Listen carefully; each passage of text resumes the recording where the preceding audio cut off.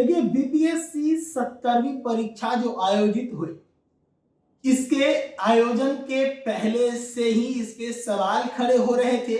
अभ्यर्थियों में नाराजगी झलक रही थी। इसके पीछे का कारण संशय क्या था वो जान लीजिए। दरअसल बीपीएससी ने अपने परीक्षा में नॉर्मलाइजेशन लागू करने का नोटिफिकेशन जारी नहीं किया, लेकिन एक भ्रम पैदा हो गया अभ्यर्थियों में कि 70वीं बीपीएससी में नॉर्मलाइजेशन को लागू किया जाएगा। नॉर्मलाइजेशन को लागू किए जाने से कई अभ्यर्थियों के साथ नाइंसाफी हो जाती है। इसी के चलते अभ्यर्थी नहीं चाहते थे कि नॉर्मलाइजेशन लागू हो। तो अभ्यर्थियों की डिमांड थी कि एक नोटिफिकेशन जारी करे बीपीएससी कि 70वीं बीपीएससी में हम लोग नॉर्मलाइजेशन को लागू नहीं कर रहे हैं। लेकिन इस नोटिफिकेशन को जारी करने में बीपीएससी ने देर कर दी। तब तक अभ्यर्थी बीपीएससी कार्यालय का घेराव करने पहुंचे और वहां से पुलिस ने अभ्यर्थियों को खदेड़ने के फिराक में जमकर लाठियां भांजी। ये लाठी इस पूरे आयोजन में एक ही बार नहीं भांजी गई, कल शाम एक बार फिर से लाठियां भांजी गई। और कल शाम जो लाठियां भांजी गई वो इसलिए कि जो अभ्यर्थी थे वो बीपीएससी कार्यालय का घेराव करने फिर से पहुंचे थे, क्योंकि अब वो री एग्जाम चाह रहे थे। री एग्जाम क्यों? देखिए, बापू सभागार परीक्षा परिसर जो है ये पटना के कुम्हरार में है। एशिया का सबसे बड़ा परीक्षा सेंटर है। नीतीश कुमार के ड्रीम प्रोजेक्ट्स में से एक रहा ये परीक्षा सेंटर। और इस पे आयोजित पहले ही परीक्षा में इतना बवाल मचा कि इस सेंटर के परीक्षा को रद्द करना पड़ा।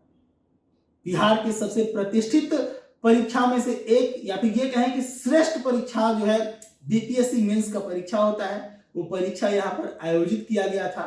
लेकिन इस परीक्षा में अराजकता फैल गई। अभ्यर्थियों ने आरोप लगाया कि क्वेश्चन पेपर देर से दिए गए। अभ्यर्थियों ने आरोप लगाया कि क्वेश्चन पेपर के सील टूटे हुए थे। अभ्यर्थियों ने आरोप लगाया कि क्वेश्चन पेपर लीक हुए। पहले बीपीएससी की तरफ से सिरे से इस पूरे मामले को खारिज कर दिया जाता है, लेकिन बाद में फिर जब दबाव बढ़ने लगता है तो बीपीएससी बापू परिसर परीक्षा सेंटर का जो परीक्षा था उसे रद्द किया और री एग्जाम का ऐलान कर दिया। 4 जनवरी को एग्जाम होना है, लेकिन अभ्यर्थी पटना के गर्दनीबाग में ताबड़तोड़ आंदोलन कर रहे हैं। आंदोलन तकरीबन सप्ताह भर से ऊपर हो चला। तकरीबन 3-4 दिन से अधिक हो गया अनशन का, यानी कि 3-4 दिन से जो अभ्यर्थी हैं वो अनशन पर बैठे हैं कि जब तक री एग्जाम नहीं होगा हम अनशन करते रहेंगे।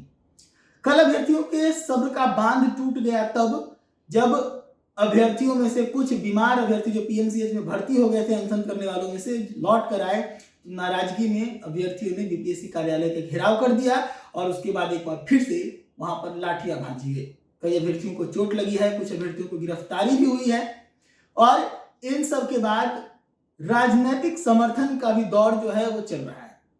कुछ समय पहले पप्पू यादव धरना स्थल पे पहुंचे, अखिलेश प्रसाद सिंह धरना स्थल पे पहुंचे और उसके बाद अब लालू प्रसाद यादव का भी समर्थन मिला है। इससे पहले तेजस्वी यादव भी गर्दनीबाग जा चुके हैं और वहां पर जाने के बाद तेजस्वी यादव ने भी री एग्जाम की मांग की, अखिलेश प्रसाद सिंह ने भी री एग्जाम की मांग की, पप्पू यादव ने भी री एग्जाम की मांग की। और अब जब लाठीचार्ज हो गई एक बार फिर से, तो लालू प्रसाद यादव का बयान सामने आ रहा है। लालू साफ तौर पे कह रहे हैं कि जो कुछ भी हुआ गलत हुआ, सरकार को ऐसा नहीं करना चाहिए था। लालू के बयान को सुनिए, क्या कह रहे हैं लालू पूरे मामले को लेकर।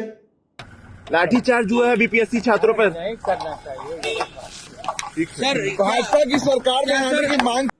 सुना आपने, लालू ने एक सिरे से कहा है कि जो कुछ भी हुआ बिल्कुल गलत हुआ है, सरकार को ऐसा करना नहीं चाहिए था।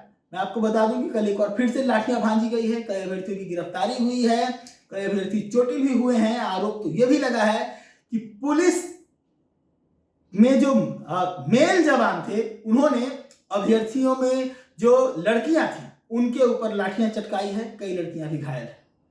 अब देखना होगा कि ये जो आंदोलन है वो क्या रुख ले रहा है, किस तरफ जा रहा है, इस लाठी चार्ज का क्या अंजाम होने वाला है। सब कुछ बहुत जल्द साफ होने वाला है। जुड़े रहिए देश न्यूज के साथ। सब्सक्राइब कर लीजिए यूट्यूब और फेसबुक पे फॉलो कर लीजिए।